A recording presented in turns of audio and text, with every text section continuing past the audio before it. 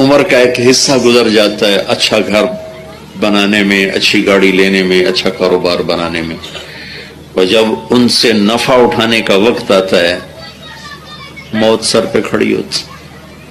بیماریاں سر پہ کھڑی ہوتی۔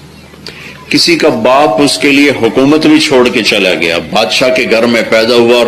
پیدا ہوتے ہی تاج اس کے سر پہ رکھ دیا گیا، اس کی بھی کتنی بے بسی ہے کہ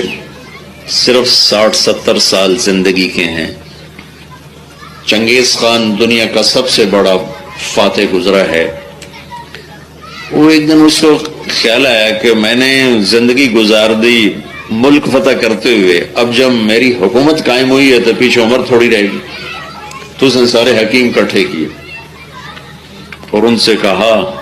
کہ کوئی مجھے نسخہ بتاؤ میری عمر بڑھ جائے۔ تو چائنا کے ایک طبیب نے کہا عمر تو نہیں بڑھ سکتی، جتنی ہے اچھی گزر جائے، اس کے ہم کئی طریقے بتا سکتے۔ تو بھائیو، کوئی اگر تخت شاہی پر بھی بیٹھا ہے پیدا ہوتے ہی اکبر کی طرح 12 سال کی عمر میں تخت پہ بیٹھ گیا اور 59 سال کی عمر میں موت آ گئی، 60 سال بھی پورے نہ ہوئے، تو یہ ایک بڑی عجب بے بسی ہے انسان کی کہ اندر خواہشات لیے پھرتا ہے بے شمار، اور اگر ٹائم ہے ہی کوئی نہیں، اتنی تھوڑی زندگی ہے، اتنی مختصر زندگی ہے۔